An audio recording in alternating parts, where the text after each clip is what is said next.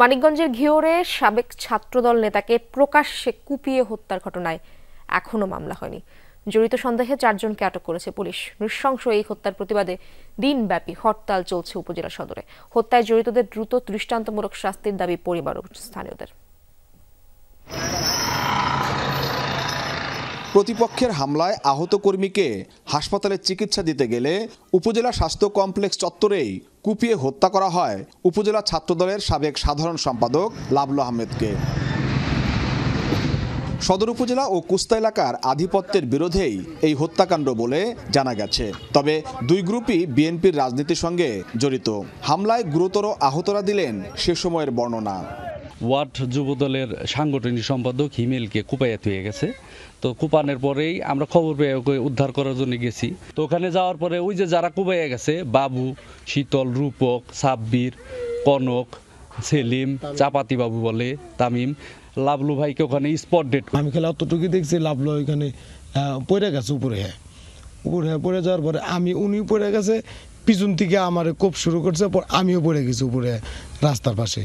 এদিকে সদ্য প্রবাস ফেরত লাবলুর হত্যাকাণ্ড মেনে নিতে পারছেন না স্বজন ও স্থানীয়রা। এলাকাবাসীর ডাকে সকাল সন্ধ্যা হরতাল হয়েছে উপজেলা সদরে। জড়িতদের সর্বোচ্চ শাস্তি চায় তারা।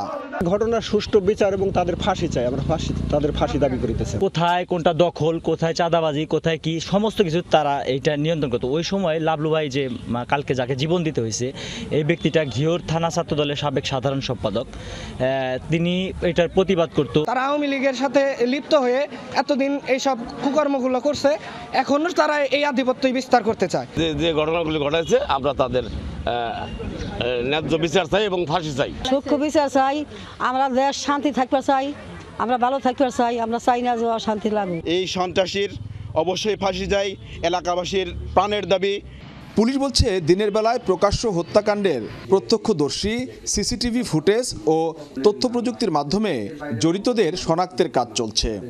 যেহেতু আপনারা জানেন যে এটি একটি দিনের বেলায় ঘটনা ঘটেছে এবং এখানে চাক্ষুষ প্রমাণ রয়েছে, অর্থাৎ প্রত্যক্ষদর্শী রয়েছে। তার বাইরেও যদি আমাদের কোনো ডিজিটাল এভিডেন্স থাকে, সিসি ক্যামেরা বা অন্য কোনো বিষয় থাকে, সেটিকে আমরা জোর দিব। তার বাইরে আমাদের যে তথ্য প্রযুক্তি আছে, সেটির সহায়তায় আমরা ডিটেক্ট করার চেষ্টা করব। আত্মগোপনে থাকায় অভিযুক্তদের বক্তব্য নেওয়া সম্ভব হয়নি। জেলা বিএনপির নেতারাও এ বিষয়ে দেননি আনুষ্ঠানিক কোনো বক্তব্য। বিএম খোরশেদ, যমুনা নিউজ, মানিকগঞ্জ।